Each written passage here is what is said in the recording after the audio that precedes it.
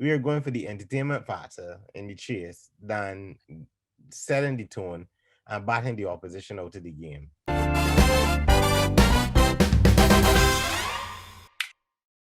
Welcome to Wick for TV. This is Ultra Edge, the post-game show, and today we want to talk about the fourth T20 International between South Africa and the West Indies in Grenada. I have with me MacGyver Hines again. What's up, Ezzy? I get one. Okay, just checking in there. I thought I had one of those audio glitches. So I'm outside today, enjoying the breeze before the harder breeze comes. Calm before the storm, At least I'm Barrios, a little more apparently. prepared for this one. I don't think, Yeah. yeah, I don't think that South Africa were prepared for the storm of Pollard today. So talk us through the match today as the highs Uh, and lows as usual. there almost wasn't a storm because it seemed like there was a little gust out in the first over that went for 20 runs. Apparently, is the highest first over that we ever scored. But after that, it was a gentle breeze until the last 3, 4 overs. So we kind of dug ourselves out of a hole. No, Yeah, it was a in big hole. terms for the highs, let me start with the low. The low for me has to be dot balls and singles. Like I don't understand. We were Lendl Simmons. They give us that with Lendl Simmons on 41, and there were 40 of those runs came in boundaries, and he only ran one single at that point when he was on 41 runs. That just isn't going to work. Like we can't be a four or nothing team and expect to get anywhere, and think But that as every he, day. that's where we disagree. No, I know there are No, no, benefits and disagreement on it for, but yeah, they have won two World Cups being a four or nothing team. To me, straight rotators are overrated in the T20 game. Four singles is the same thing. Four is equal to four. I So I am with Darren Samuel on this one. Nah, I think you get found out after a while, and if we don't be careful, we'll be found out, just like how we were found out in the other couple of games. I think that even I'm not saying that you can't power hit and you can't hit boundaries, but if you know that two or three balls gone and you absolutely struggling, especially with those spinners, you gotta get off strike. Let the other man face the pressure.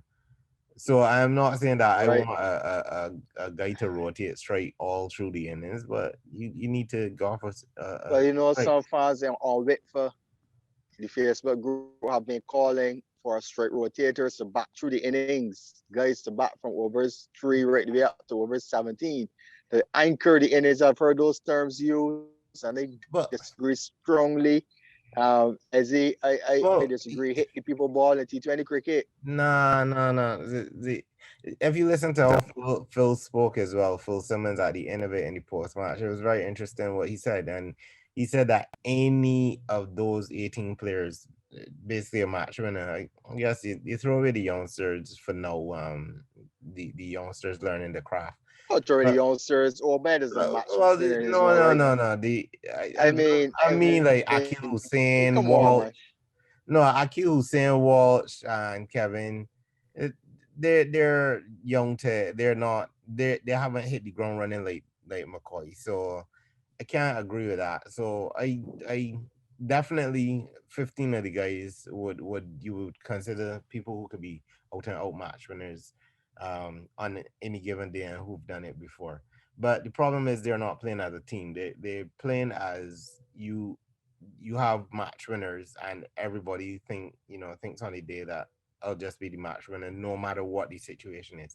And that's I think the problem that we But I have this too don't time. have an issue with that. I mean, overthinking T20 cricket, it shouldn't really be done. I find this team thrives when it has one more to thinking. When the score is so big that they go just go from ball one, and everybody going with that mentality and hit this for six. When it comes to these in between scores, you want 40s, you want 60s. I see men scratching their heads, trying to turn the balls into gaps, making bad decisions when they go hit out. Ezzy, I agree with you there. I don't agree with Phil either. A match winner could But win, one man could but win a game for you in T20 cricket yeah, as in but today. You nah, don't need all man. this rule I've seen you back we overs got we 5 got to agreed. 15 with a straight record 115.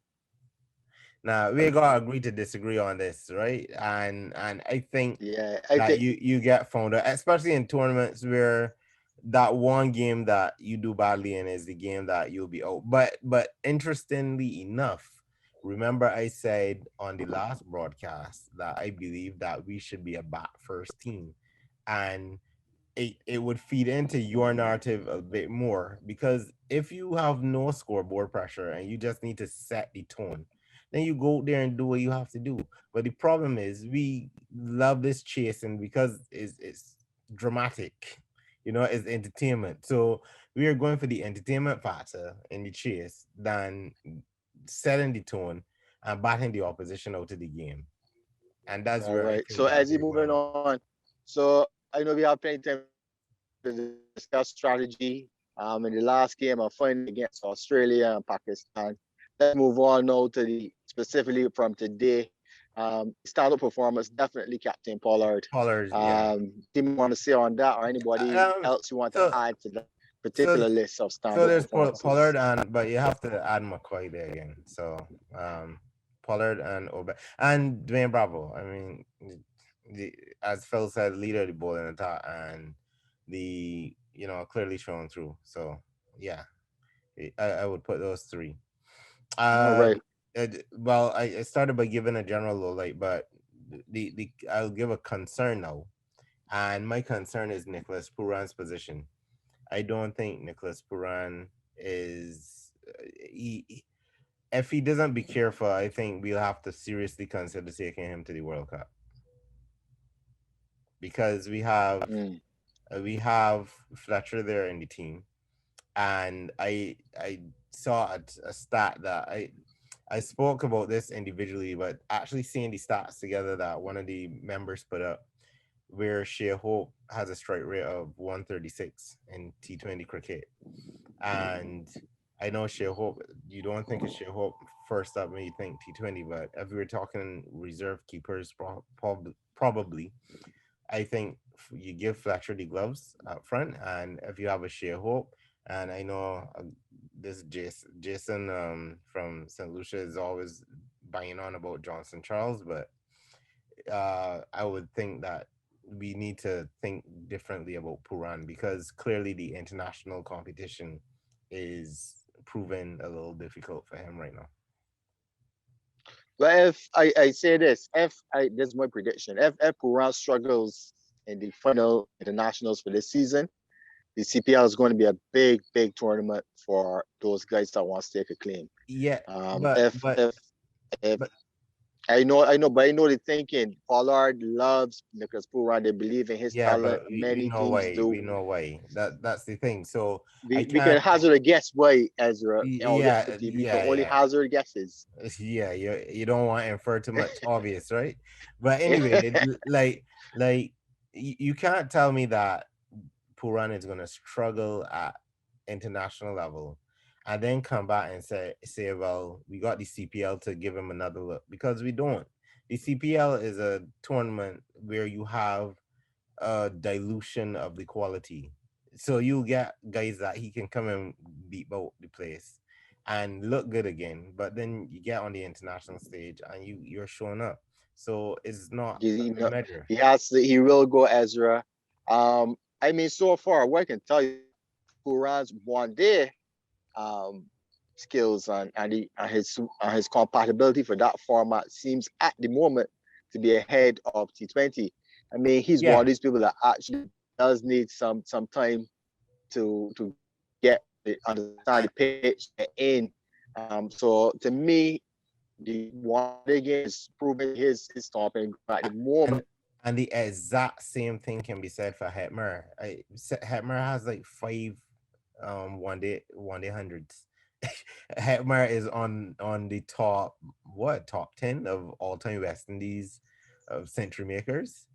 So when you look at the evidence, it might not seem that way based on the stroke playing, but when you actually dive down into the evidence, you have to ask yourself, like, why are these guys being pushed in a certain direction when the evidence is showing them, for possibly fulfilling a role in another format. And I dare say it is because of how, Point and advice. yeah, but I dare say it's because for some reason it seems like either how hard you can hit the ball or how far you can hit it.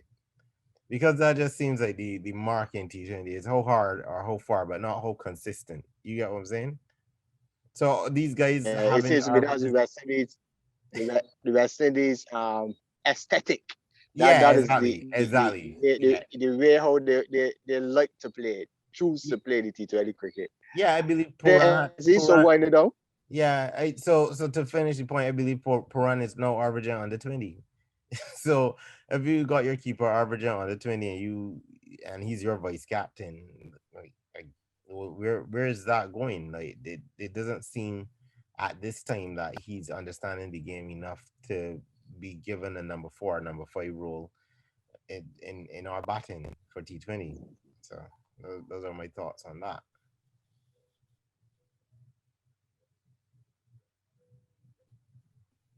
So you were mentioning winding down. I would say that you Yeah. have to consider for the last match. I would actually consider Brendan Fletcher as the keeper and resting Puran. I think that is pretty much obvious. And then I like the look of Akil Hussein, but I know you like the look of Spinner and Walsh. So, but I would consider Hussein and probably rest Fidel. All right, now as he